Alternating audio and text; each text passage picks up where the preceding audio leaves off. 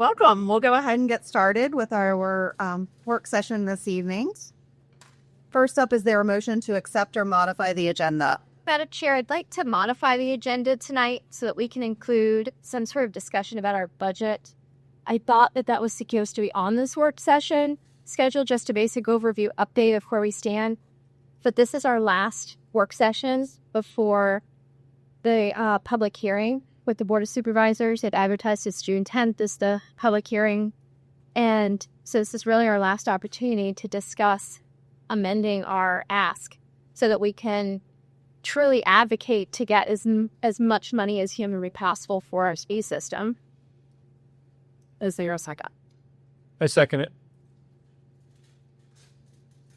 So Tom and I had a little bit of discussion about this this afternoon, and I guess my discussion on it would be, I understand now the question, I believe, comes back mostly to the insurance questions that came up, and we don't have that in front of us, although I did clarify with Mr. McFadden just now what those numbers look like and, well, what charts we're looking for specifically and what number updates we're looking for. And so while I'm not opposed to having that discussion tonight, I don't know if we have any additional data to discuss, right, which is my opposition to it. Well, and I understand that we don't necessarily have the data, but at the very least, I think we need to discuss strategy and how we can, what our timeline is. I mean, I'm watching all of these supervisor meetings. They've had quite a few of the budget requests, and I see sheriff in there and the police or the fire chief in there, and everybody's advocating for every dime that they can get. And at this point, I mean, we've had the tax rate's been set since March 25th. And so we know how much extra money is coming into the county. I know at one of the board supervisor meetings, they popped a number up on the screen that we'd be getting extras up near $50,000. And I don't think we should just take that as our best offer. Like, I want to see us, get in there and advocate and fight, scrap, and get for every single possible dollar we can. We know that they have tentatively seemingly agreed to cover the health insurance issue, but they've also expressed an interest in keeping some of those suit support positions. And I think if we sit together our best offer, that we have a fair chance at getting more than just the $750,000. I don't want to see us settle for only the $750,000. I think you should really be pushing for every extra $1,000 we can. I feel like you just made headway with our conversation about the tennis court situation. I think we should be requesting those repairs so we don't end up having to close Skyling's tennis courts. I think we should be pushing to those support positions, and I think we should really, it's like when you put an offering on a house. You don't just get turned down with your first offer and walk away and say, oh, well, golly gee, I lost. Oh, well. At least that's not how I do business. I come back with the most attractive offer possible. And we're running out of time. We're down to the wire. And if we don't do something immediately, then game over. It's the $750 and yet nothing else. Additional discussion? Yeah, I agree with you. There is no more data, so there's not a lot more discussion there. But I would like the timeline. To know what is the next, and when will we discuss it, and when we discuss it, what will we have ready to discuss? So even if it's just that, I'm fine with that too. But it is a matter of just having that discussion, because it seems like other departments, other organizations within the county are having these discussions and going and asking for their set amounts of money, and we have it since May 8th, since our joint meeting. There's been no discussion of it even at the school for about. So just to get it out there too, what are we doing? Even if we agree to do nothing, at least we'll know we've agreed to do nothing. But I would also like to not just take the $750,000, because the $750,000 extra wasn't the amount to cover the upgrade in the premiums. At least that from the conversation we had, but I've never actually seen what the numbers are and what the data is. And that's where I'd like to have that discussion to at least tonight say, here's our plan for next week, is just next week. Here's our plan. Here's what we hope to accomplish. Here's our goals. Here's the data we're going to need. Let's do it on that day, because the June 10th is the budget hearing at the Board of Supervisors. Additional discussion? All those in favor, aye. Aye. Opposed, no. Thank you. Consent agenda. Is there a motion? I move that the consent agenda be approved as presented. Is there a second? I second. Discussion? All those in favor, aye. Aye. Opposed, no. Thank you. Reports. Up first this evening, we have the ESS update. Mr. Smith, who was bright and early today at 5 p.m. Up there. I hear you earlier. Head what? Viewer. Look, no, where is it been? 3 dots. 3 dots. I can't find. See. Sorry, I got bad vision. You going? My boy. It says ESSR. So, dude. Should be at the top. ESS up there. There he is.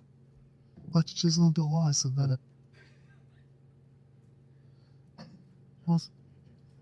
Oh, yeah, it's all coming together this week. Members of the board, thank you for, as always, meeting with us. Start with the quote, teacher attacks attorney, never tell what his end what stops. So, just looking over the agenda, same standard agenda we have every month. Welcome opening agenda. April and beyond, rates by month, April notes, March snapshot, April snapshot, cost breakdown by building, year to date, and the 2023-24 comparison to last year. Then we finish up with the questions. Sorry, good to have using the clicker and do it. Just for this month and obviously last month, just some things that Amy's been taking a part in, being out and about.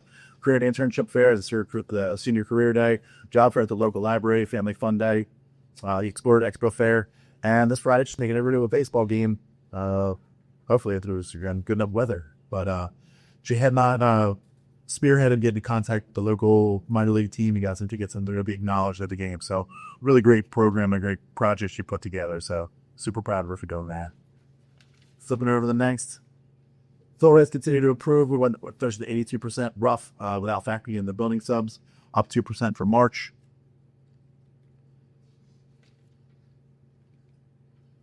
Okay, again, just repeating, the district authority was 82%. After we factor in the building sub coverage, we'd be at 99%. Over the course of this year, it's estimated, I just got to the rough number, so almost 7,000 absences before the end of the school year. And since the start of August, we've hired 74 new staff members for Warren County. How is that compared to the hiring from last year? How many did you hire last year, if you know? Honestly, God, I don't know off the top of my head. I believe it was like 62. We hired more this year than we had the previous. See, for the end of the year, wrap up next month. Sure, good to know that. Absolutely, I go back and look. No problem.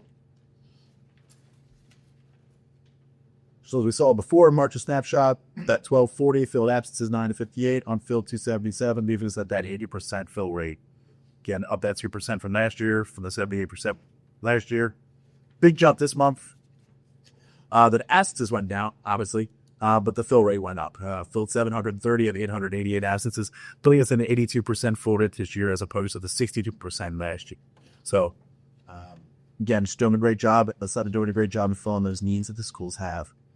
And the breakdown by schools, you get to the allocation of the buildings, get over to the fill rates. Again, prior to the building subs, bringing that second to final column there. See some of the buildings are 96, 90%, non-traditional. Some of them, when they get to the lower single absence, like the school board absence, being 1 for 2, ends up with a 50% fill rate. But then that absence ended up being late placed or backfilled, so it's negated but give the building sub count. So that's how we factor out the numbers. So totally at the end there, again, an 82% fill rate generalized before we made any updates or any revisions. Then again, at that 99% fill rate, when factorable, the contract allows us for coverage. Jumping into the cost by building. August, December's numbers, you guys already had that. So I'm just going to skip over that once we get to the new month, the new year. January, I didn't leave the column open for May, so we have something for next month. Total expenditures for April, $102,000. Down from the 160 that we saw in March. Obviously, fewer days in April than we have in March. Year totals, that 886, 547, and we still have to factor in May's numbers. So something to keep in mind. I know budgets were mentioned and things like that. So, if we skip to the next page, the year-to-date budget, again, so now without factoring in May's numbers, even though school closed, we just again did through the end of April.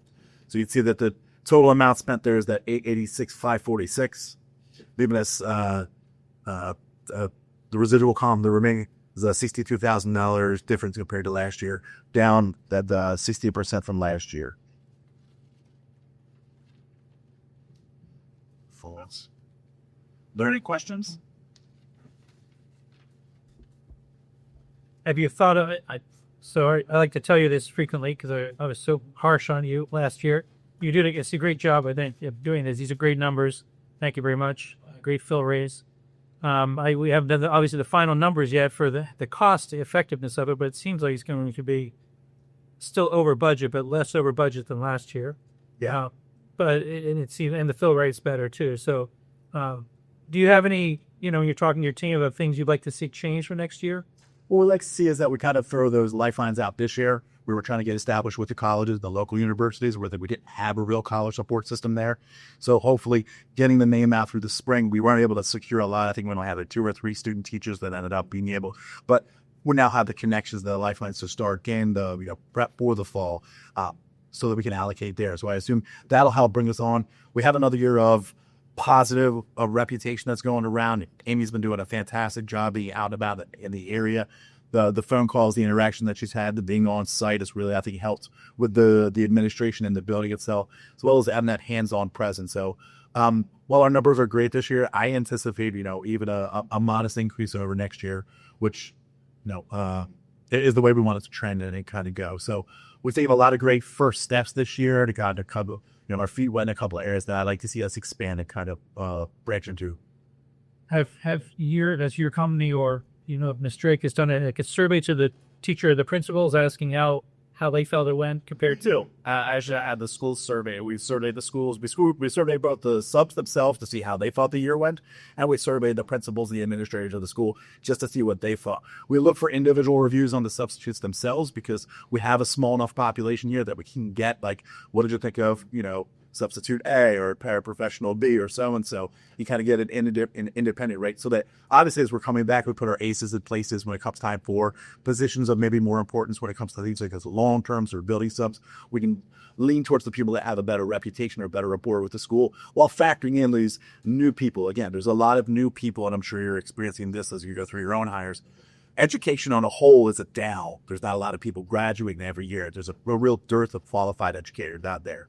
So being able to make sure that we have the right ones in the right spots in the right areas and something it's a developing thing as we go through the course of the year. So we always end up with, I hate when I use the example all the time, when I have a Spanish teacher come in a non-Spanish position and then I have a Spanish position come up, but they're already obligated somewhere else. So if we can do a job of identifying maybe extraneous skills or abilities and things they already have that are pre-existing, they can lend itself to means when we need, say, foreign language coverage or a band leader or a chin teacher or something like that, a physical education, something that it's more in their wheelhouse rather than bring somebody out there. So, but again, it's a constant ongoing, and it's a very alive situation. So that's great for everybody. Good. Thank you. We'll have a great night. Next up this evening, we have our April 2025 discipline report. Thank you, Madam Chair. Usually at the end of the year, we typically see some uptick. Everybody's ready for school to be over with, so sometimes we have a little rowdiness. Some schools actually, you can see that in the data that there were a few more disciplines, but others, they actually had a decrease compared to last year. So A.S. Rhodes had 9 compared to 2. E. Wilson only had 1. Compared to 6 the previous year. Hilda J had 14 compared to 10. LFK saw I guess they're pretty rambunctious over there. 38 disciplines compared to 10 the previous year. Ressie Jeffries 21-19, so about consistent, only a difference of 2 there. Skyline Middle School 56 to 43 the previous year. Warren County Middle School saw a huge decrease from the previous year. From 55 to 12 this year. So that's good. Skyline High School, 91. discipline referrals this year to 73 last. And then Warren County High School, about the same, 24 to 29 the previous year. And of course, we don't have previous year data for non-traditional, so that is just for this year, for the month of April at diversified nights. Questions for new numbers? Okay, next up this evening, we have our school resource officer report. Move things around for I thank you. I appreciate that. I was trying to get here as quick as I can. So similar to like what Dr. Ballinger said, I had the April numbers here. I have been working on our May numbers as well since we've been out of school the last 2 weeks. And I will say that there's also been a decrease overall, not just for the end of the months, but I'm working on comparing the last school year versus this school year. And there has also been a decrease there. So I look forward to presenting you guys with all that data next month. But for the month of April, we have 14 incidences compared to 26 in March. So again, what we would thought would have been an increase has been a decrease. That last month was mostly informational reports. And like I said before, some of that's just citizens calling in different things. I still count that. We did it up with 3 credit assessments. And 2 fights and 1 possession of marijuana on school grounds, which we've also seen a decrease on that. And I think that is in part too is us holding the monthly FABLE where it is class 2. I think that's kind of really getting the word out too. And we have seen an increase in that as well, a decrease in that as well. So overall, I think towards the end of the year, things kind of slowed down, and I think that things are going to look really good overall for the last school year compared to this school year. So, any questions for me? We're going to move into our action agenda. First, we have acceptance of donations. Is there anyone here to speak on that other than Ms. Burley?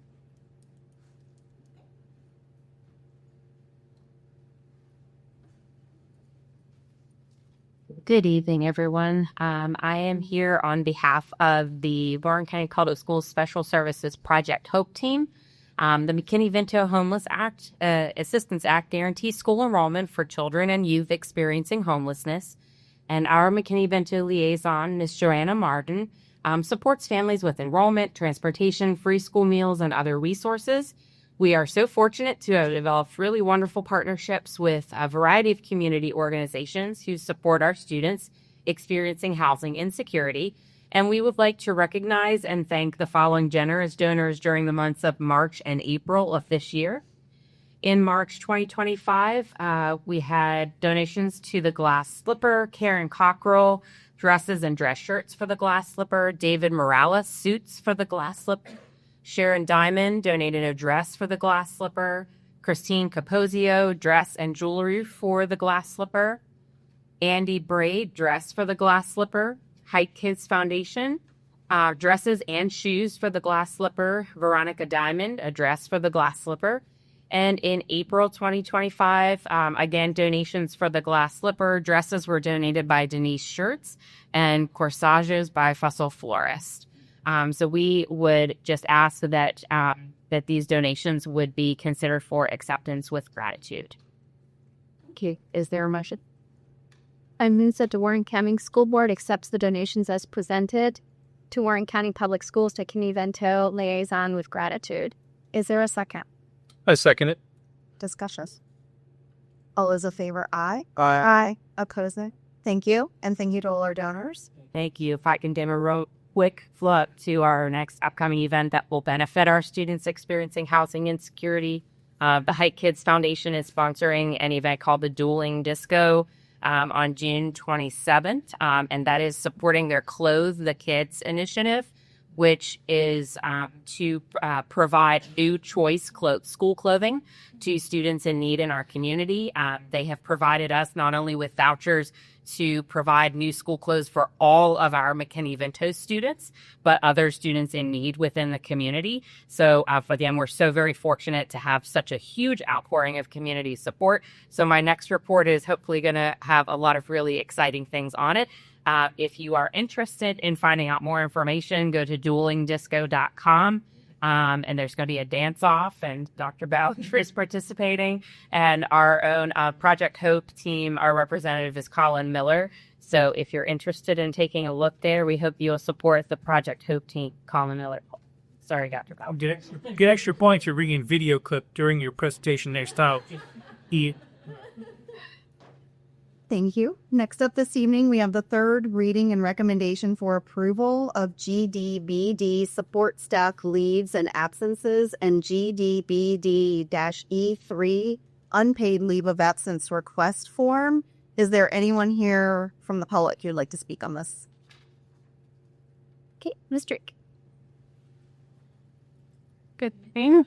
This is our third reading. You've said all the letters, so I will not. Thank you to Dr. Costner, who presented it last board meeting. I was not here for that, so I didn't get any feedback or see any, but is there any questions, thoughts of bearing up with on this policy?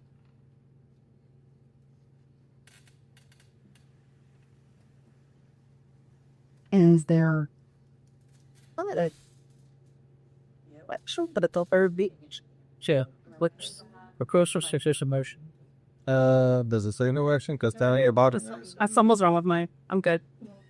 I move that the Warren County Public Schools School Board approves the policies GDBD support staff leaves and absences and GDBD free unpaid leave of absence request form. Is there a second? I second it. Any discussion on that? All those in favor, aye. Aye. Opposed, no. Thank you. Thank you, Straight. Next up, we have the first review of the substitute plan for WCPS 2526. Anyone here who would like to go? Okay, Ms. Drake. All right, thank you. So this would be the first review of the contract with ESS to renew them for next year. We did make a few changes. There is a 3% increase built into this contract because this current contract we have for FY 24-25 does say that we will have a 3% increase. That's just probably in cost of living or inflation in general. So that those new rates are on the back. So you can see the difference between the red line and it's 3% on where they are. Another thing that we did, which was very kind of ESS, so as they continue to hire their employees, and sometimes we may or may not hire them for Warren County Public Schools, they did remove the language that we need written approval or that they can charge us for hiring their employee to be ours. So I appreciate that. And then we did add a floater option. So this is new. What a floater would be is right now, if we hire or a sub picks up an assignment, and I'll just pick Skyline High School, and the assignment is canceled, the teacher or whoever is able to come in, they can choose to pick up an assignment somewhere else, or maybe they don't. What a floater would do is they could pick up a floater assignment and we could kind of plug and play where we need them to be. So that way they're not committed to one school. It's just somebody saying, you know what, I'll go anywhere, wherever you need me, just add me in. So would like to try that as an option. So we did add that into the contract for this year. That was my request. And then ESS, we didn't do a price increase for them utilizing our office, so that stayed the same, but I did put it in there just with no change.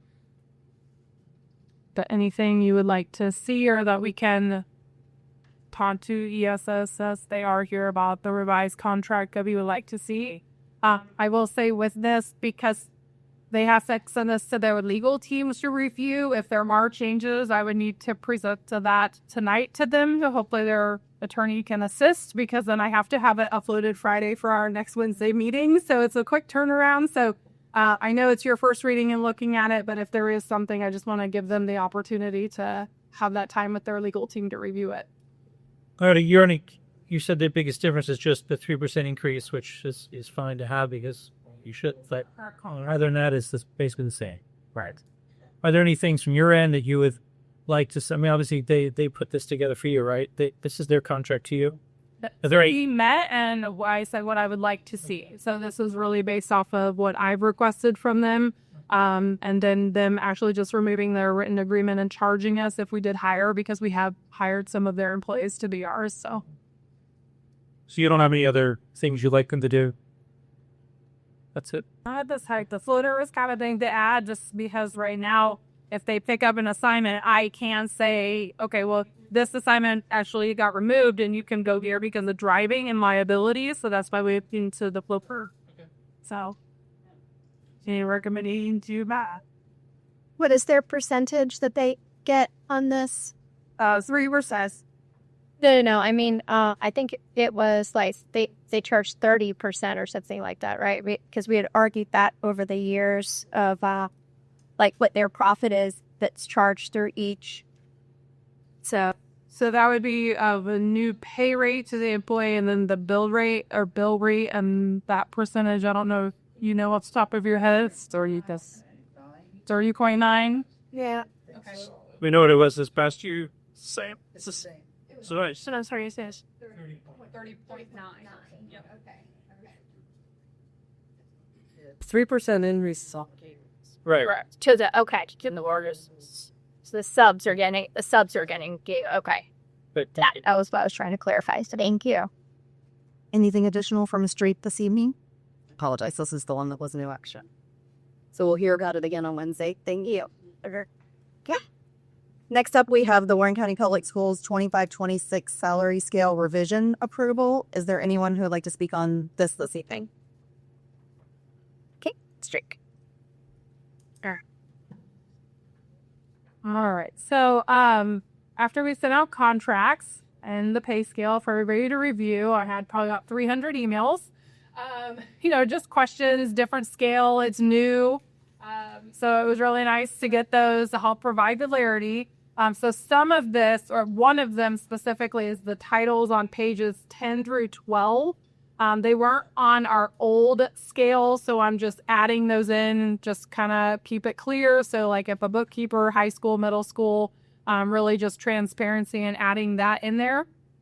An educational supplement for instructional assistants. So we've had 2 IAs come to us. They have their master's degree, and we stop our current pay scale at a bachelor's. So we do pay our teachers and other positions to have, additional education. So just mirroring that with our instructional assistants. So for an instructional assistant to have their associates and or to be highly qualified, which is their praxis or parapro, they would get $1,000. That's current in our scale. The bachelors, they get $1,900 for that educational supplement. The additions would be if they have their bachelor's plus 15 at $2,500, and then their master's at $3,300. So I don't know the full financial impact to that, other than the 3 that have come forward and said that they have a master's degree, but would like to kind of stagger structure that to mirror our other scales and, incentivize them if they have that degree. Then we also have a VRS supplement on scale 35 and 39 to 7,500. So one of them is actually already current. We're already paying that. It's been approved. It's been there. We're just documenting that. And then the other one, it's a combo. It's 6,600, and it's just aligning it to having the same, like, why pay somebody less for doing the same role. And then last, I would like to see, we have 2 of same part-time secretaries. One is at Blue Ridge Tech. They're a learning coordinator. So they get $16 an hour. And so we had requested in our budget meeting to get, a different scale for them. At the moment, we're not able to do that. So I would like to see at least them get the 3% increase. So it's about 48 cents. That'd be $16.48. For both of them, but at least they would be included as they do work, 24 to 30 hours a week for us. Any questions on the street? So we don't know what the total fiscal impact would be for all of these changes. I only have the 3 IAs, and then, 48 cents times 2, $1.52 weeks, not a lot for the part-times, but if more instructional assistants come out that we don't know about because it hasn't been offered, we would. But right now, we're looking at a little over maybe $10,000. Any additional questions? See, Sarah. Well, can I ask you? Sorry, I'm my question time right now. If we didn't move on this, or we waited till we finalized our budget request, would that be too late? I mean, we're sort of coming down to the wire for the budget requests. It's tough to make a decision about how things are going to affect the budget when we don't even know what our budget is. I would say, I mean, it's obviously up to you. If you want to wait, I think, giving some hope to the part-time to let them know they will at least get that 3%. And I think it's fiscally affordable. The titles, I don't know, would have a big impact. I think there's some that maybe we could say yes to and not have a big impact if you wanted to wait. But it's up to you if we want to look at it again afterwards. Well, if we're going to see if our hope is to have this kind of a final decision, at least on our part, next week, waiting next week to discuss it. But again, I don't know. It's tough flying blind. Well, and we won't have a final decision next week because we have to wait on what the county approves. And then once the county approves their budget towards the end of June, that's when we'll come back and finalize ours. So we really won't be finalizing our budget until the day after or days after the county approves their final budget. Well, I misspoke. Not the final, but at least from our point of view, that we've come to an agreement of what we'd like to ask for. That if there's an extra $10,000, and it'd be good to know that there's an extra $10,000. Okay, and that's just my Other contracts have already gone out. Yeah. So I mean, these again, in all contracts stayed. This is pending President approval, appropriations and things, and that it can change. So we've already sent all those contracts out with that this year. Again, these would just be aligning with some of those that, like for instance, on that nursing scale with the 6,600, it's all coordinators are 7,500, and it's in the budget for nursing coordinators. So you're looking at that $900 to line that there. The other one we were giving it just wasn't on the scale, so it doesn't count towards VRS if it's not on the scale. So by putting it on the scale, although they're already getting it, then it's already budgeted for. But again, it's up to the board on what you want to do. But again, I would just say that as far as contracts going out, it's all dependent upon the final appropriation that is approved by the county towards the end of farm. You say budget in 4. Do you mean the budget, the $4.2 million increase that is the only thing you're talking about that we actually have? Who is budgeted? So this is for the current salaries. Yes, I understand that, but you're talking about a budget, but I don't know what budget you're speaking of. Are you speaking of the $4.2 million increase? That's the only budget that's standing, the request to the board of supervisors, or the budget that that the supervisors are going to pass in June, or like what budget? Our final budget will be whatever the supervisors pass in June. That's what I'm talking about. That one is the one I'm referring to. So the So 4.2 is just a proposed budget. Whatever the county, and that's the thing, and since we're talking budget a little bit, when we send our request to the county, it's the county can say, yes, we can fund that, or no, we can't fund that, but we can fund it at this level. Then we as a school board, or you as a school board, we have to go back and meet whatever that funding level is that the board of supervisors says. So, even though we may send in a budget that is for $4 million and they come back and say, we can only give you $1 million, we have to then budget for that $1 million at the end of the year. I understand. And that's what I'm referring to as far as with our 3% with the salaries and everything, that fits within that where we're currently at. And yes, I understand that as the budget process, that we requested a $4.2 million increase, but the county themselves have not had a $4.2 million increase in revenue coming in. They had a 1% increase of total revenue. So what I'm saying is, instead of just letting that offer sit that we know is going to be rejected, and we've had that $750,000 tossed around just on a slide at a random board of supervisors meeting, what I'm saying is, now that we know that the tax rate is set, we know how much revenue is coming in, we should adjust our proposed budget that the board has voted on. So we're voting on a budget that requests the most possible funding that we can ask for based off what we know Academy is coming in, and advocate for our budget as our needs are the most important.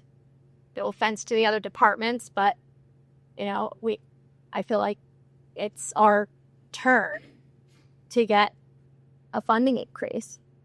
So For this particular item, though, it sounds like you're saying your projection would be, well, you don't know, not more than $10,000. So you are just projecting that would be hovered through staff turnover. It would essentially be built into, well, what I assume. One, like we warned as approved with the 3% increase that, we're waiting for the final approval and budget, right? That whole process to go through, but it's still contingent upon, and this would remain the same. So we did the 3% already contingent upon the final budget being approved, and I would just be adding these in.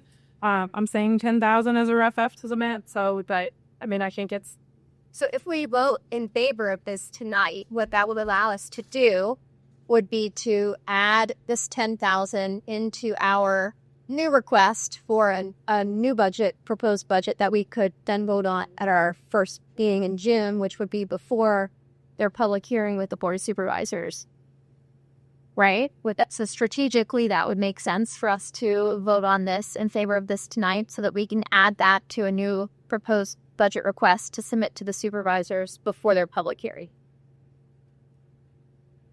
Don't know what that will look like as far as getting that together by Friday. If there's I don't know what the proposal will look like or what it would entail. I'll kind of lean on Dr. Ballinger for that. But I think whether you vote for or against it, this is still all contingent to include the 3% that's already been voted on. So if we have to do the new proposal with this, The Dr. Bench, you were right. A lot of this will be covered with staff turnover for site day because, when you do have the teacher retire, you're definitely not going to be pulling somebody in with that many years in service into that same position.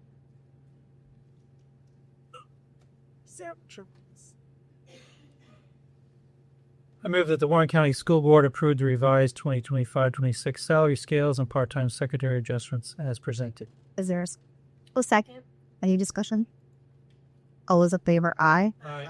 Opposed, no. Thank you. Thank you, Ms. Drake.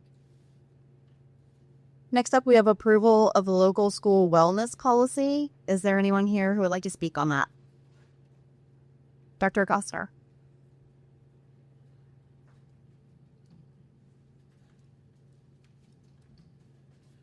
Madam Chair, school board members, each year the local wellness policy is revisited, but it is a requirement by the BDOE that each local education agency participating in the National School Lunch Program and or the school breakfast program must develop a wellness policy. Ms. Fernandez has presented a wellness policy to you all prior to this meeting. She's also gathered input. We do also have Ms. Kipley here. If we have any particular questions, she serves on the committee or puts this draft together. And this is something that we are seeking for approval, that the Warren County School Board accept the local school wellness policy as presented. Are there any questions for Dr. Costner? Is there a motion? I move that the Warren County School Board accept the local school wellness policy as presented. Is there a second? I'll second it. Any discussion on that? All those in favor, aye. Aye. Opposed, no. Thank you, Dr. Costner. Next up, we have an update on the serving line at Warren County Middle School. Is there anyone here from the public who would like to speak on that? Dr. Costner? Thank you, Madam Chair. School board, as you know, that we are very fortunate to have an outstanding food service program. And our food service program has been doing a wonderful job. Actually, they're getting geared up for the summer program. We'll probably give you a little bit of feedback on that at a later day. But with part of the funding that they've been able to get, they are in a spend down. And so with this part of the spend down program, they're wanting to update and improve the server line at Warren County Middle School. They have gone out for quotes, and the most economical quote comes in from MTS Equipment in the amount of $49,480 to update the server line counter at Warren County Middle School. And I do ask that the board approve that so they can move forward in getting that updated at Warren County Middle School. Does it not cost anything to us, to the division as part of your spend out broker? Thank you for clarifying that. Are there any questions for Dr. Costa? Is there a motion?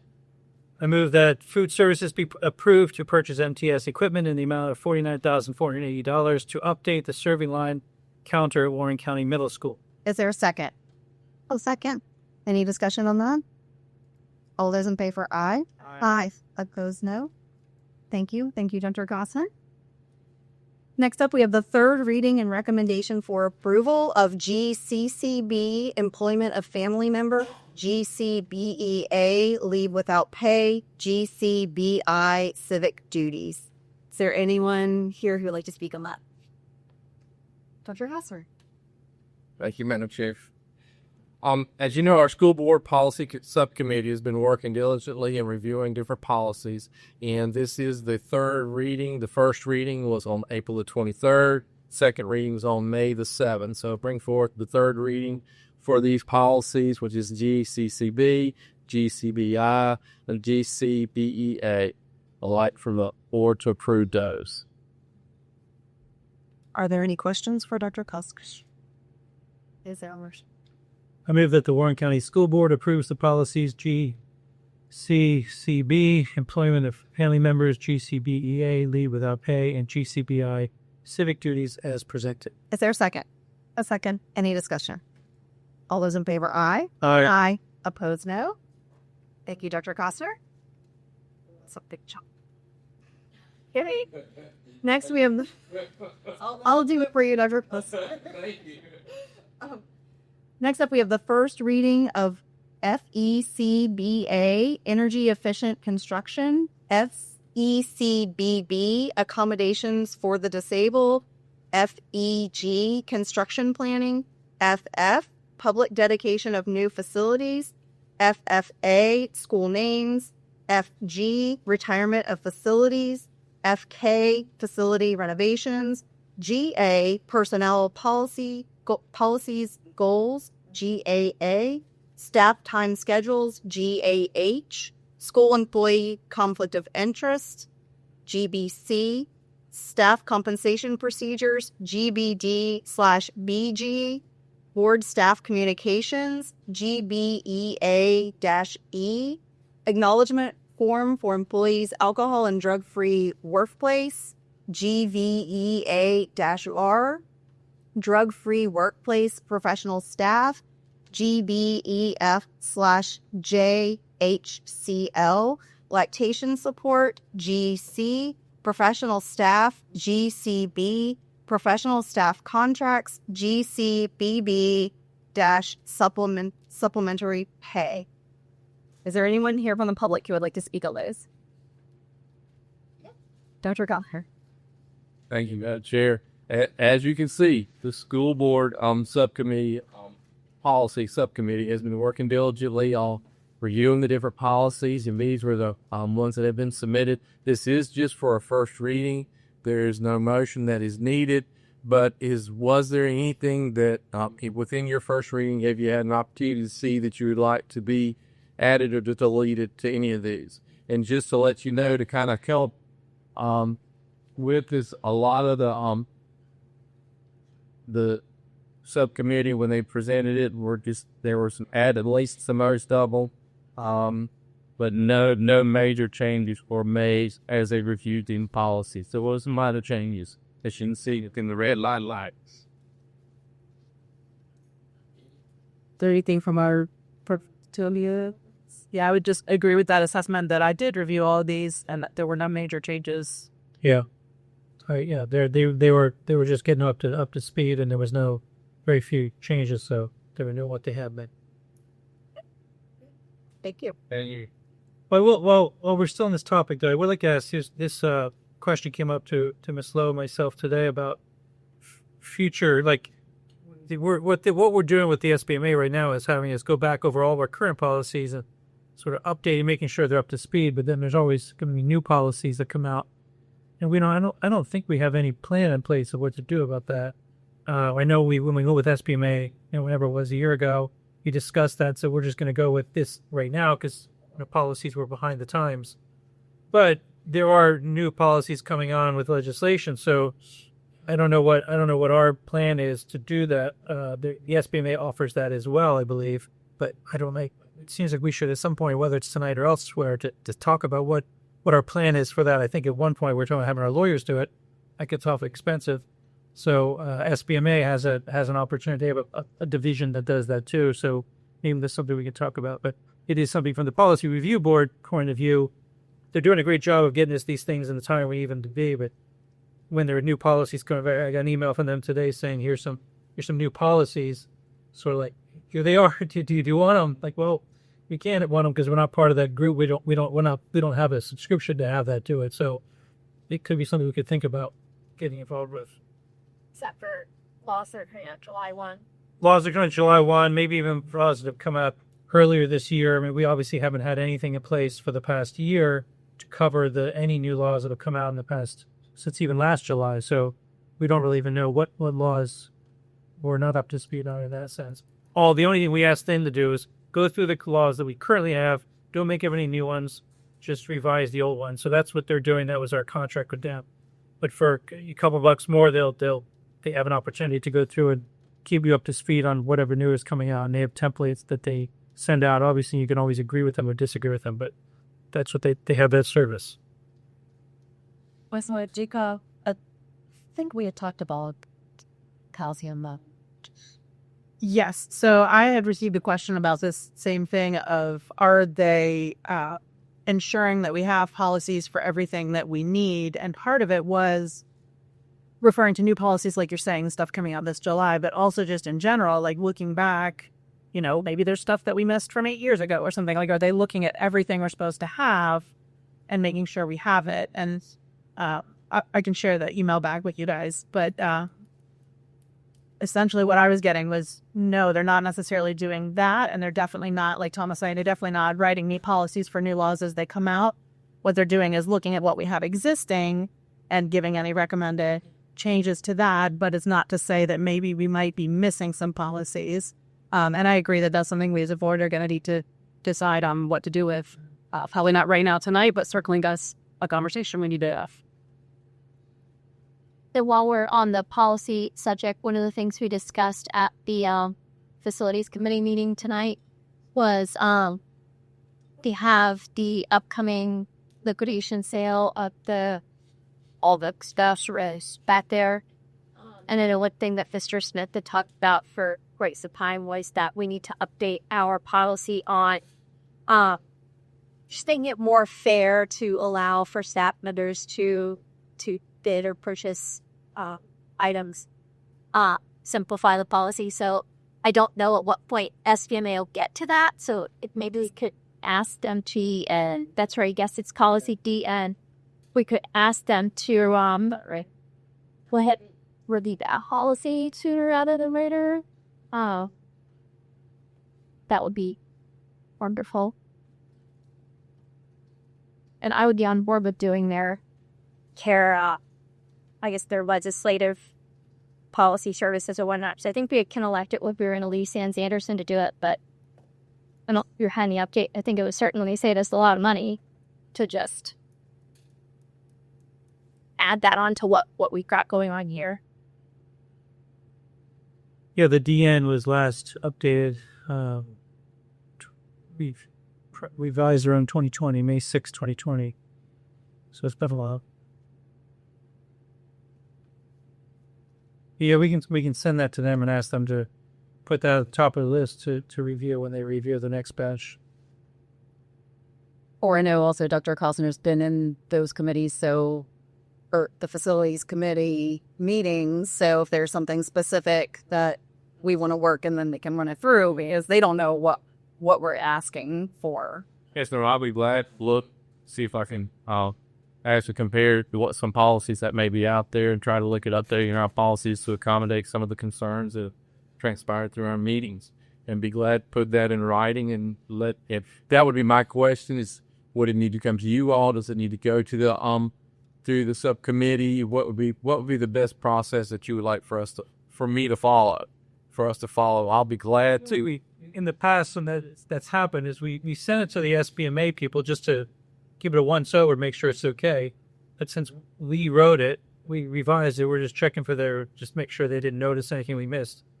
So, I mean, and then we just send it back. But if that's the policy that was there, then we give the 3 readings as a board. But I think that's what we done. Was that true, Ms. Lowe? But we've sent it to them just to say, give us a look. I feel like we've done it. And we haven't done many. We haven't created many of our own or updated a lot of our own, but some We're creating our own with help with the attorney.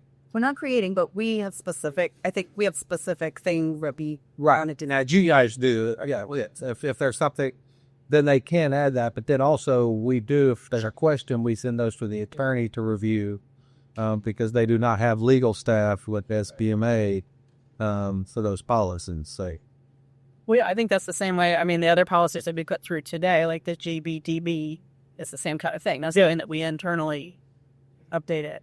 And we do send it to them when we think of it, you and I do, just so that they are aware that it's changing because they downloaded our policies and now we're changing them. So we tried to update it of that, but I think it's more just information. Because I know when staff comes to me about a policy, or they'll want to look at a policy or change a policy, I'm like, well, send it to Miss Lillard and Mr. McFadden. So if he has to do your thing, with that group. So, but still moving forward. So I would just, whatever the will of the board is moving forward, if you want this, if you want a quote on that, or if you have a quote on that, or if that's something that the board wants, or you want to put that on a future meetings, then just direct this, kind of as what the board wants to do with adding that as an item to a future meeting. and that's 2 different things we're talking about. Well, the new then we update to DN, which I think probably would go through Dr. Costner first, and then you guys would submit it to SBMA for review once we have, as a board, what we thought we wanted the checklist to be. So super clear, right? Yes, right. From what I've gathered, the will of the board would like for me to review policy DEN and kind of come up with the updated draft to present to you all. Yes. Okay. And you could beforehand, you could just email it to the 2 of us on the committee, and we would send it to them for a quick look over before it came to the full board. Yes. Thank you. Thank you. Next up, we have acceptance of school improvement grant and request for additional appropriation. Is there anyone here this evening who would like to speak on this? Ms. Brett.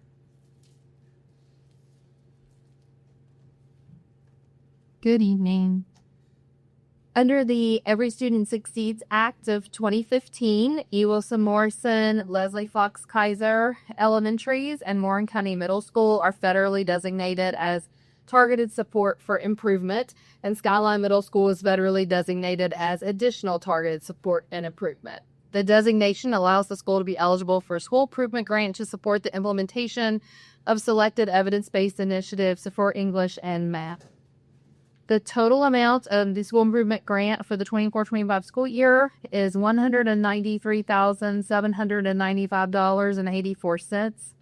Warren County Public Schools requests $101,804.42 of the grant be applied to fiscal year 25. The remainder of the award will be requested in FY26. Schools have until September 2nd, that should say 2025, to spend the grant award. Are there any questions for Ms. Bragg? Is there a motion? I move that the Warren County Public Schools accept the School Improvement Grant Award in the total amount of $193,795.84. I also move that the superintendent be authorized to request the additional appropriation of $101,804.42 from the Warren County Board of Supervisors. The remainder of the grant will be requested in July 2025 to be applied to fiscal year 26. Is there a second? I second it. Any discussion on that? All those in favor?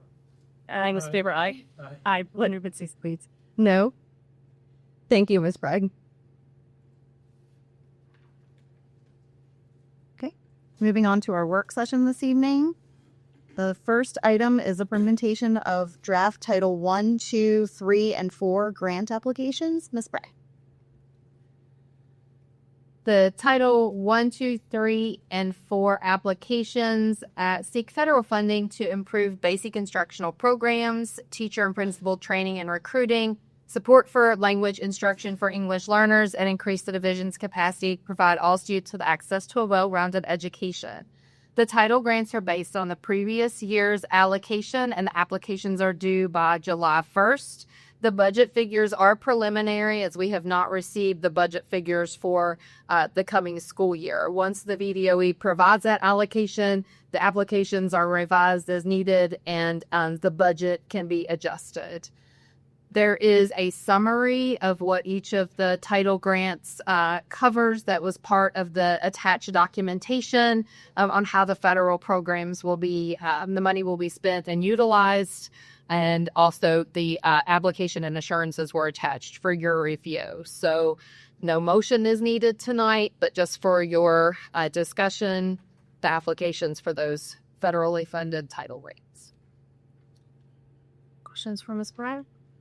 The question that came up for me was just about grant writing in general. We've heard from different departments over the past year and a half, at least for me, that there's certain grants that are available to us, and sometimes I think some divisions have a professional grant writer. Like, do you find this difficult to do, or is it? Do you need help with it? Is there are these easy to get? Are they just fill in the blanks from last year, or what? So these are flow-through grants. So they're issued from the federal government, and they flow through the state into the school. So these are grants that are already designated for schools. Okay. And so this is just, we have to fill this out with our template as to how we are going to expend those funds and make sure we're meeting the legal requirements to spend those funds. So this is not us having to go out and seek grants. These are title grants that Title One, I think it was last month you did 6B special ed with Ms. Burley. Those are grants that are coming from the federal government down to the state. They flow through the state to the school system. Okay. And so these are just basically, they provide us a template. We have our plan in place on how we're going to spend those funds and make sure we're following the law. And then it's on a reimbursement basis. So the state holds the money, and then the county is actually kind of fronting us the money. And then when we get the reimbursement, the county keeps the money from the reimbursement. So we have to spend the money in order to get the money. So, but it's a sure thing. This we do have unnecessarily competitive. They're not like the competitive grants that come on. Competitive. Yeah. But we do have a federal programs position that this is all they do, is make sure we're in compliance with the federal laws and regulations, that our grants are completed, that they have the required meetings with our private schools and things of that nature. And so there is somebody that oversees these, specifically the grants we're talking about right here. Okay. Thank you. Additional questions, suspicions?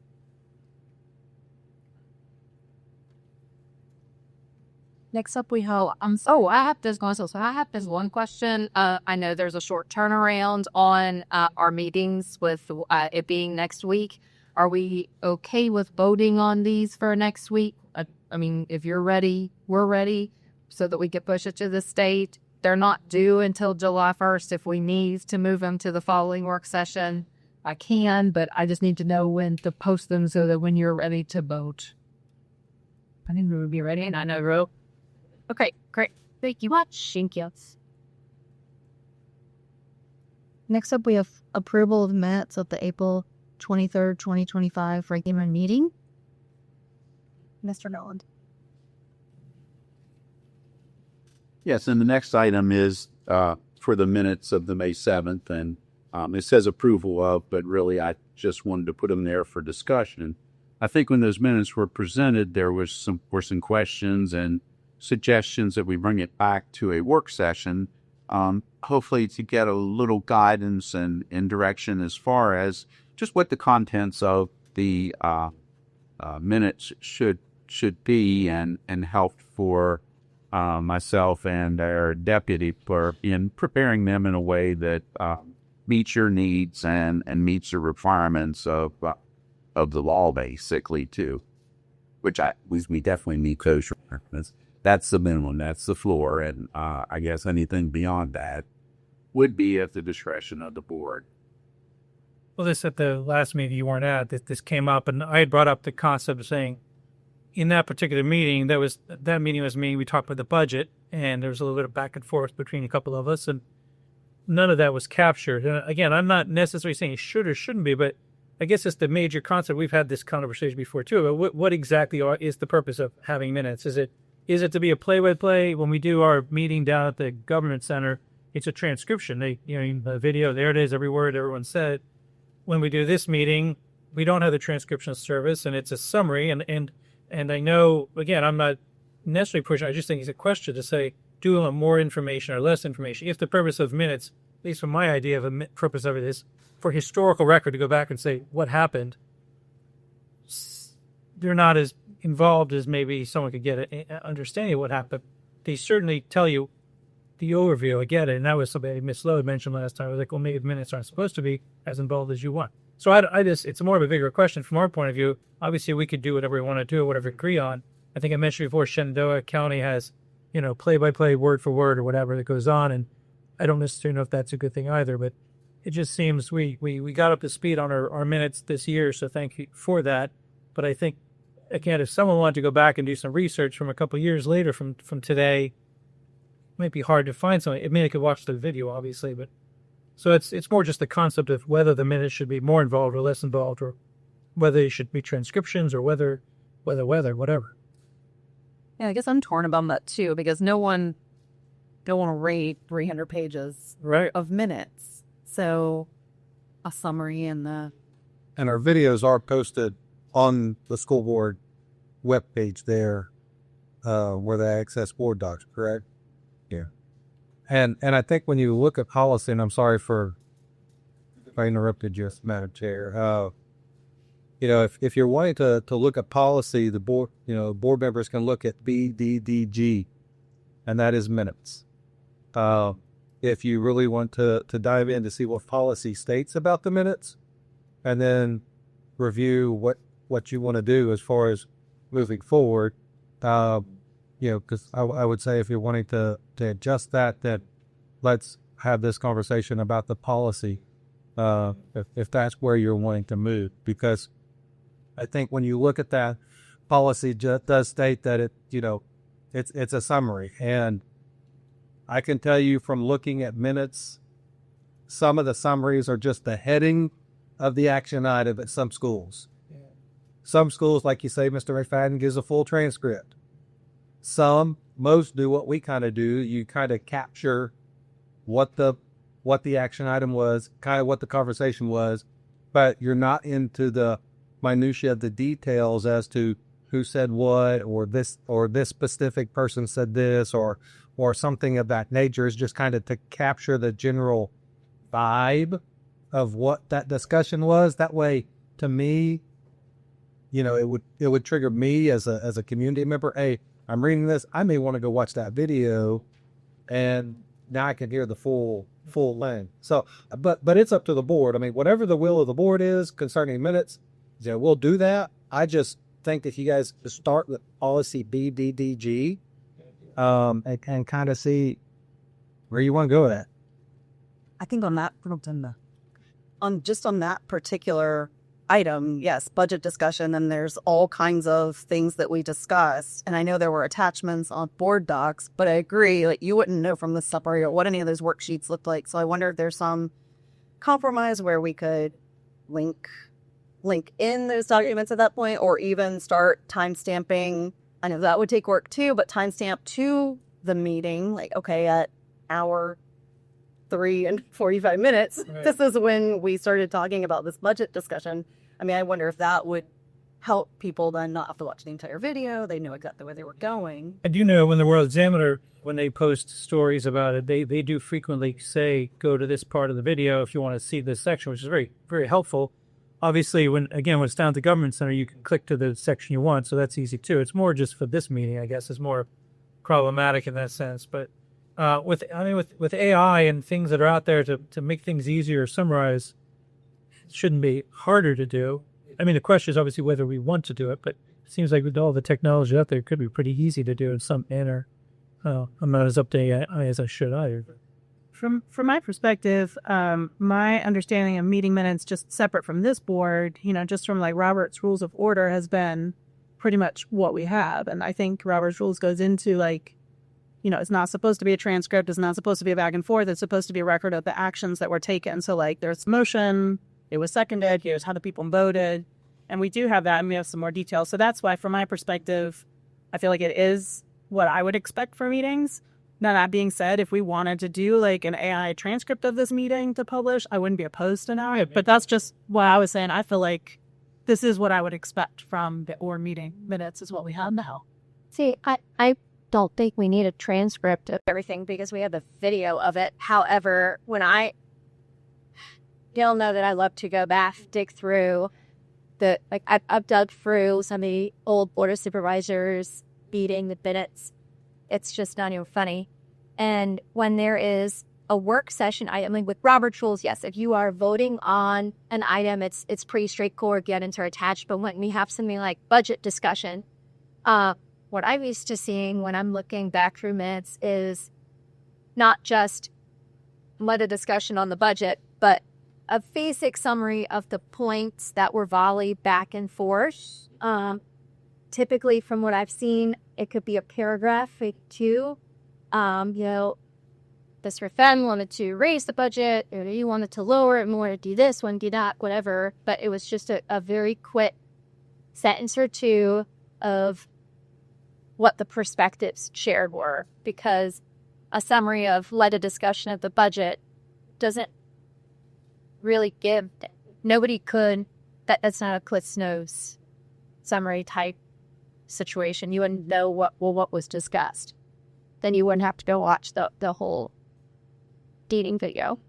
You wouldn't know what the opinions were. I feel like in many cases it's doing that. So is it just like that particular item or just a few items that it Just happened to be the one I was just reading those notes for that one. I just noticed that was you don't have a thought. It's due to into like, so I'm looking at. Well, that's why we didn't want to vote on this one, is specifically because the budget discussion didn't follow the typical method in which it's like when we have our meetings at the Government Center and each board member gives their report from the board, it summarizes what we said.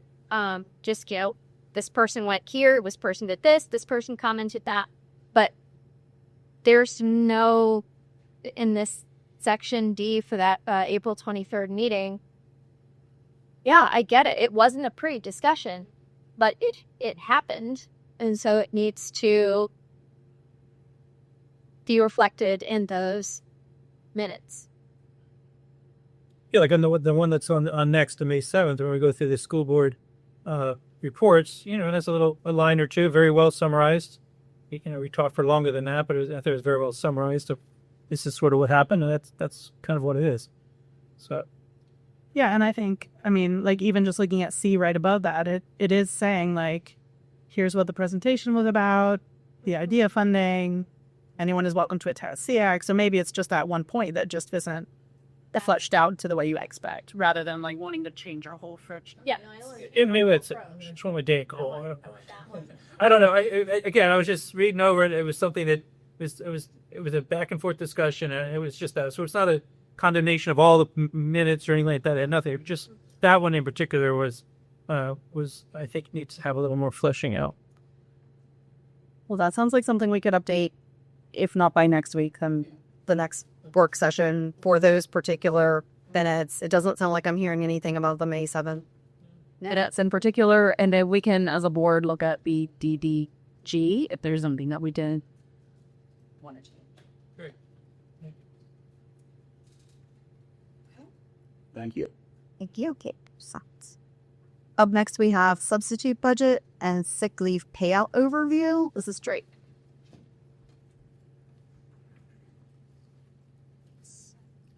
Good evening. Just wanted to, I like data and numbers. That kind of helps me provide some clarity on where we are. So with our substitute budget, I just wanted to propose some suggestions at the end. And I know that there's more than two options, which is why I just wanted to add this to a discussion. So when looking at our substitute budget, we had budgeted over $820,000 for our subs. Year to date, we're $880,000, as was just presented. That's just April. That's not including our May numbers. So I'm calling it a deficit. Obviously, yes, we have the funds within salaries or somewhere. We're going to pull it. But just within the overage, we're $60,000 through April with our sub budget. And just as a reminder, our attendance incentive, so I'm calling it an incentive, comes out of this line item as well. So on the next page, sorry, I don't know if you wanted to pull this up or not. The clicker works. Oh, it does? Oh, thank you. Down. Down. All right, thank you. Okay, so budget numbers I just went over. And then right now, so just as of today, and this is through the April payroll. So as we run May's payroll, the numbers will change. Okay, so this is just a static moment in time when we ran them, or excuse me, as of May 19th. So eligible employees was 127 for the sick leave incentive payout. Only 86 participated. 41 declined, and the original projected payout was $66,100. As of May, only 57 participants remain, so they couldn't have used all 10 of their sick days. So if they started off with it, they use 11, then they don't get it. If they use 3, they'll get paid out 7 days, right? So right now, the revised projected payout where we stand is $23,400. So whenever and I just put some reasons that I just said, like why maybe, we lost the participation is because they called out, so they won't get the incentives. So when you combine the impact of $60,000 for our deficit for being over, and then the sick leave payout, we're at $83,000 and some change, and that's not including our May numbers. So for the discussion tonight, I just wanted to get your thoughts and feedback on if you felt that this incentive worked. And my proposal and recommendation for policy consideration for GDBD-R and GCBD-R would be to either discontinue it, I don't know that it was as effective as maybe we were hoping it to be. This is the first year. So I understand that, there can always be some additional items added. But with the fiscal impact, I don't know how helpful it actually was. Or my second recommendation for the discussion would be to consider making it a vote every year. So in July, you would have to vote that we're actually doing it for that fiscal year. So that way it's not gone. But we'll know, what is our budget? What do we have? Can we afford the projected amount, if it does work in fact? ESS did a great job with their fill rate, which is, why also, but then that also means we had vacancies. That also means we had a lot of call outs. And again, I think voting on it every year might be another good option to say we can afford to do it this year, or maybe we can't. But just wanted to bring that up for discussion with kind of looking at the numbers and where we stand with this incentive. So do we know how our employee attendance compared to the year before? Because that's the idea, and that's where if we were to save money, that's where we would have saved it. But without knowing that, I'm not sure that if we could say, even knowing that, there's so many factors I'm not sure we could say, but without knowing that, we definitely can't say, did it help? Did it work? What was the impact on our budget? Because we don't know. If it reduced absence rates and we didn't have to fill with subs, then we could have saved money versus if we didn't do it, although it would still be hard to tell even with all the figures in front of us. to be your total absence rates count, just the ones that, what is it eligible for this incentive, just in general? Well, no, the ones eligible for this incentive, which I think are the ones that we get subs for, right? So those are the ones we're trying to reduce because those are the ones we're saying cost us money. Yeah, since the year before, like, had it done, just looking at it, like, you have to get out the bowl and see where, right. I do one thing I did crunch a couple numbers from the whole substitute thing. Obviously, we don't know how this year is going to end up because we have a whole other month to add to it. But all that being equal, last year we overspent our sub budget by 37%. Right now we're at 7%, 7.3% over. And our budget last year, we spent $992,000 last year on subs. Right now we're currently $111,000 below that. So it just looks to me like something good has happened. We've been thinking we'd go over $1 million this year based on last year's.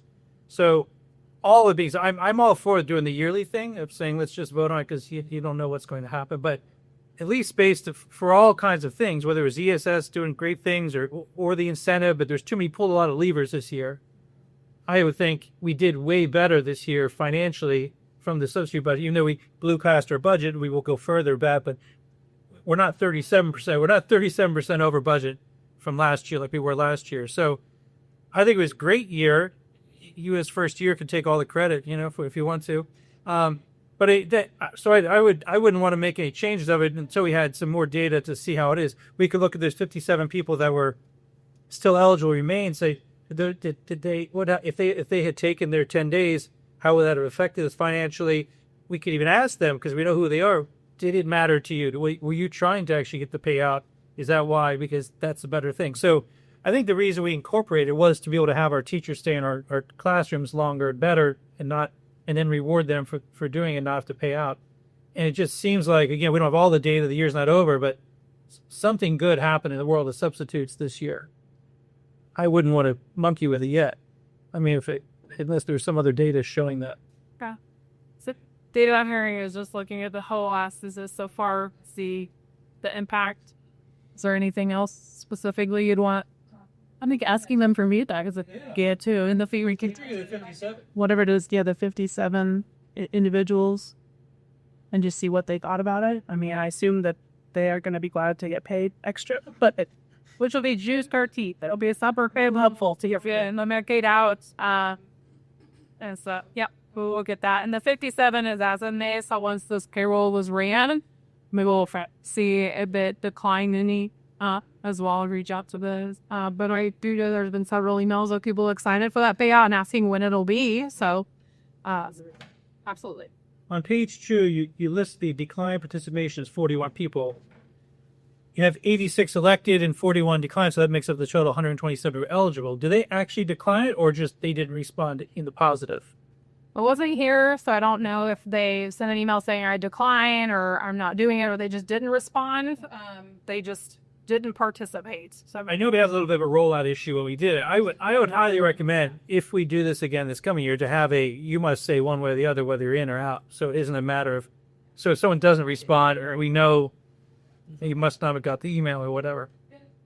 And then also for this year going forward, we had received an email from someone who thought that they were going to get the payout and did not understand that the idea was to incentivize them not using their days this year. So maybe if we can make that more clear either next year, so everybody understands that the idea is don't use these days, don't make us spend money on the subs, and then you can get that money at the end of the year for yourself. I don't know if it's the same employee that I had one. He reached out and they were like, well, I still have 10 in the bait. Well, just because you started with, 50, I'll make up a number in the bait and use 10. So I had it like it was to incentivize not to call out. And so did provide clarity to that. But the idea is, can we pay you to be present instead of paying us to be present? Right. Not just because you have the 30 days as your bait. No, I agree. Here. Only days. And then our last work session item this evening, which we added, will be budget discussion. And did you refresh your desktops and Mr. Bud, if you don't mind pulling a couple things up online. I added it to the agenda. You have to refresh. That's the control panel. Oh, that's the well, okay.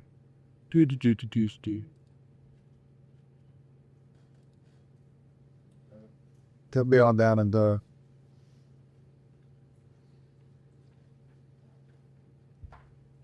Yep. Use the agenda. get budget right there. With a budget numbed up. Oop. Up. Right there. Yeah. And then if you don't mind opening those two documents. So these documents were requested. The first one is the budget summary from the county. They wanted to see what a 1%, 2%, 5% would look like. We put this together. We have, you guys have looked at this as far as what this, where those percentages are. I do know in conversation, what conversation Mr. Ballantyne and I had, and actually I think it was actually in our last budget committee meeting, said that they were trying to get the 750 number, which puts that at that approximately that 2.64% increase. And of course, with where things are as far as with the with what the county is kind of talking, what you probably heard of some of their meetings is at that 750, which puts it at that approximate 2.64. Again, if this board wants to select a number to say, okay, this is kind of where we're at and go with that, you're more than, you could do that. But I mean, the process is, we send an ask. That doesn't mean they have to fill that ask. They then decide what they can give us out of our requests. And then we have to fix our budget to match whatever the county is giving us. But, you guys can look at this as far as where that 750 goes. And if you pull up that second sheet, that 750 gets us to that 10%, which is what we originally budgeted for, that 10% shared cost insurance. And that's what we had talked about at the initial budget. That's where we were kind of at with everything as far as trying to make sure we got that 10% split. So that's what that 750 does at that 2.64% around there. That gets you at that 10% on the health insurance. So at the last joint budget meeting we had with the Board of Supervisors, we brought this information with us, and before that, when we had talked at our last board meeting, we had discussed that we wanted to try to ask them to contribute as much money per person as the county contributes towards health insurance. So we were abandoning the whole 3%, 5%, 10% going towards that. We were looking to say, how many will it be? And so we brought to that budget meeting a very small little folder here, or a file that had it very clearly explained. And this, we spent a lot of time talking about this in our budget meeting, saying this would be really good to have this revised to meet our standards so that we can say, here's the county contribution, which would be identical to the county because our employees are as important as the county's employees. And then we would also say it's going to be an easy to read format rather than that, which is not easy to read. And that was an agreement that we would do that. I haven't seen that yet. And then secondarily, the other sheet that was up there where we were supposed to bail on on this concept to come back and say, what is the number? What is our insurance increase number if we matched up with the way the county has? What would that number be? And there was some back and forth that it might actually be $800,000 or $900,000. And that what the agreement was, the Board of Supervisors said, we understand, we agree. Jameson and Cook were there. They said, we understand what you're talking about. We understand that your employees should be paid, get the same contributions as our employees. And the plan, I said it 14 times, was we need to come back and say, what are the new numbers that we can look at so we can all be on the same page? That was on May 8th. I haven't seen anything. And I'm just still sort of confused as to why we're still looking at the 480. I mean, we've moved on from this. We've moved on from this for sure. And we're trying to get more into what the county did so that we can be on the same. You're still at that percentages. So we did take that number down to Dr. Daly after that meeting. And Rob and I went down there. We took the numbers, and it was about 900 some odd thousand. We gave that to him that day to be able to show what that request was. And that was, do you remember what that number was that we gave that document to him? Because we said we would get that to them in that meeting by that Monday or Tuesday. And so we took that down there to give to them to have that discussion. But we haven't seen it. Daily got this right before the meeting, and it was not in presentation form, and no one was there to present that to him. So that, and also Nobody was there to present it to who? at the meeting, at the Board of Supervisors meeting, because I was asked about an hour before the meeting, hey, where are your numbers? Where is this? Like, everybody's presenting this stuff at this meeting. Where are your numbers? And I said, I had no idea. And then right before the meeting, I was told, okay, the numbers just came into Dr. Daly's office, but they didn't come in time. So What meeting are you referring to? one of the last Board of Supervisors, They told us that we get it to them by Tuesday, and that's what we got it to them by, was Tuesday. by Tuesday, when they have a 5 o'clock meeting and it comes in at We were working on that, and we got it to them. And so the thing also is that when we take it down there, the number, when we say here it's about 900, almost to $1 million, the response we get is, well, I'm getting you at 750. That's from Dr. Daly. And Dr. Daly works at the will of the Board of Supervisors. Dr. Daly does not run this county and doesn't get to vote on this budget. Ultimately, that falls on the Board of Supervisors. And so it is imperative that our budget be presented at these meetings to the full Board of Supervisors and not just have backroom deals with Dr. Daly saying no. He doesn't get to make that decision. He is not an elected supervisor. I'd like to see this. I didn't see it. I don't know if you said it, Dr. Funk, but I didn't see it either. We got that to them. But we're the budget committee. But we're the budget committee. That was. I looked at everyone there and saying, this is what we have to have done. We're totally in the dark. We've been sitting up. Yeah, we sent that to them. Yeah, and I apologize if I did not send that to the budget. You didn't send it to us, so yes, thank you. But that is important. We're part of the thing. We're not supposed to be left out at the last minute. This is very important. We're left out a lot. We went in and said, this is what we want to do. We negotiated a deal. We talked to each other. We came to an understanding saying, this is what we want to have done. And I until you just mentioned it happened, I'd never heard anything about it. It's kind of as we took that directive and we did it. Do you know if Mrs. Cook or Dr. Jameson has seen that number? We delivered it down to the county. It was presented at the Board of Supervisors. I'm just saying, the fact is you came up with new numbers. You didn't present it to our board.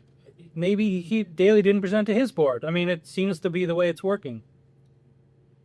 So like what we could do, because we meet again on Wednesday, if that document is already in place, and we can pop it up on our board docs. That is what we could do. Right, that's what you can do. Okay. And then I think we also need to adjust, like with that line 2, with the fiscal year salaries and benefits with 3% increase in STEP, it's still got us at like the 65 million. We just added things tonight. It was like another 10,000. Like, let's update that. Let's get this together. And then what I really appreciate having happen is, Dr. Ballinger, if you can please go to these supervisors meetings and stand up there, as you know, our sheriff does a great job. She stands up there, she advocates for her needs and sells it. It's the sales pitch, and as our fire chiefs do as well. And I know that every department in this county feels that fair ask is the most important ask. And I want to see the schools have that same advocacy, that same person there pitching it and saying why we deserve the most money and sell it. And that way, then the hard decision does fall on the supervisors to determine who gets what. But ultimately, that decision falls on the supervisors. It doesn't fall on Dr. Daly. And I just want to know that we're playing the game and we're leaving it all on the field. And we have tried our best at the end of this. And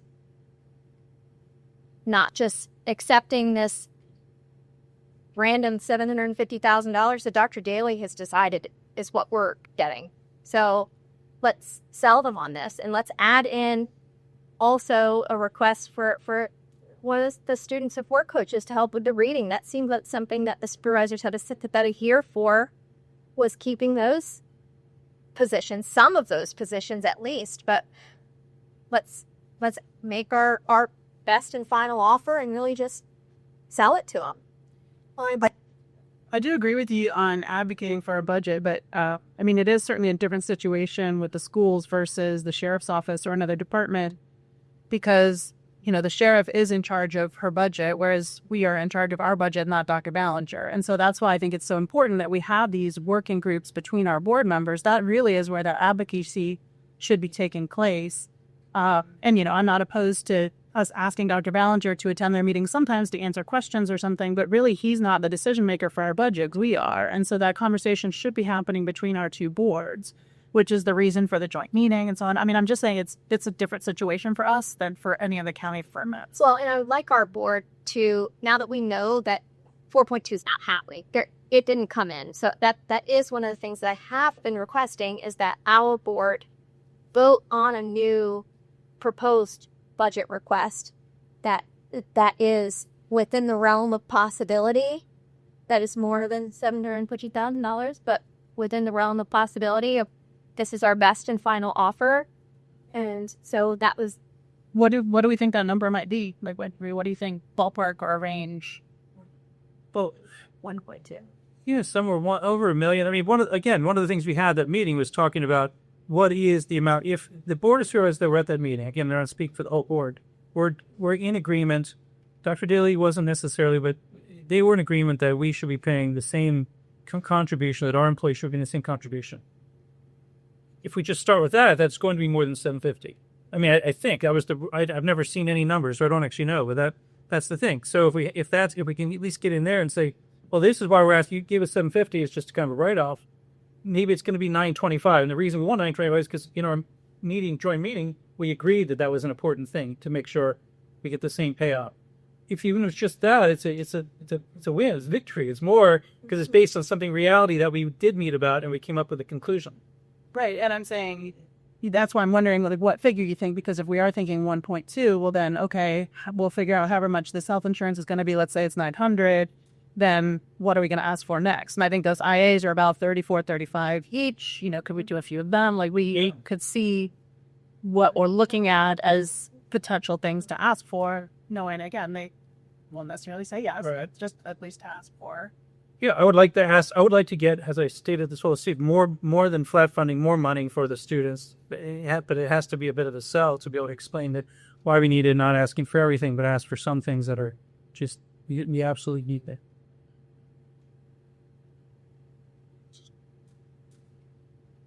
So we'll plan for our meeting next week to have the budget on as an action item with potential options for modifying our ask down from the 4.2 to ballpark it. We're saying 1.2, 1.3, whatever that gets us with your insurance numbers that you already have. I do think, just to go on what Ms. Lowery said, you know, as far as advocating for our school budget, we did form this budget subcommittee 3 years ago now, so we could have those conversations from the very start of the budget. So I think the supervisors of any budget should be the most familiar with our budget and our needs because you guys are meeting with them like relative frequency. I think after this budget season once again comes to a close, it is time for our board to sit down and really state what our objectives are for those budget subcommittee meetings and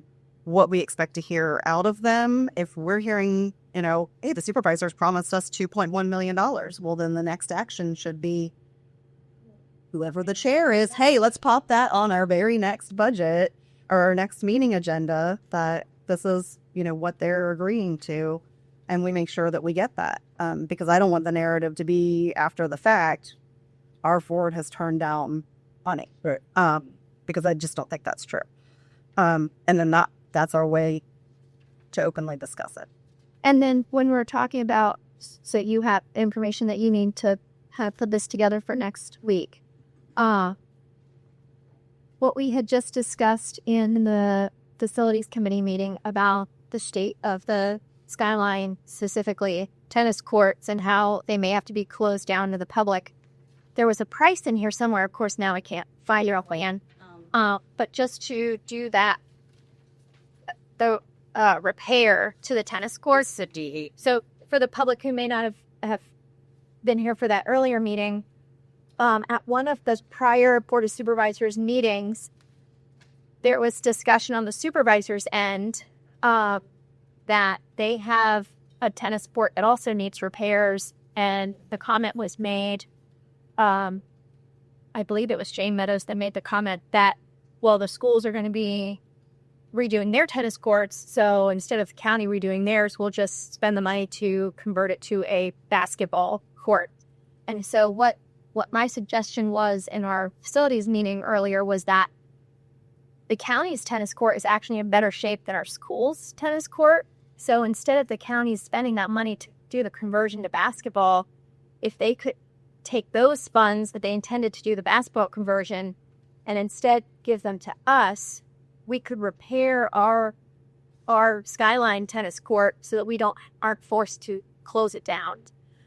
So I think you should reflect that number in this ask as well, because really that would be just the county transferring money from their own budget into keeping our courts open. It's like the total for both schools was 106,740, but Dr. Costner has the same document.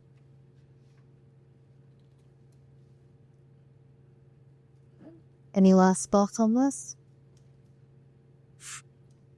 If I could ask for us to be read into the session, please.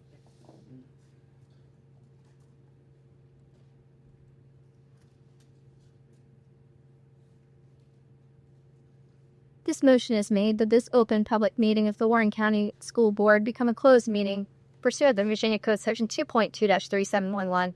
The school board desires to discuss the following matter in a closed meeting. Section 2.2-3711A1, discussion, consideration, or interviews of prospective candidates for employment, assignment, appointment, promotion, performance, emotion, salaries, disciplining, or resignation of employees of the school board, specifically the personnel report, the personnel report addenda, the review of exit interviews, and employee number 202505T8-02, and Section 2.2-3711A2, discussion or consideration of admission or disciplinary matters for any other matters that would involve the disclosure of information contained in the scholastic record concerning any student in Warren County Public Schools, specifically student number 20250528-01. Is there a second? I second it. Mr. Valentine, could you do a roll call, please? Mrs. Salins, Aye. Mr. McFadden, Ayes. Madam Chair, Aye. Mrs. Lowe. Aye. Great. Thank you so much.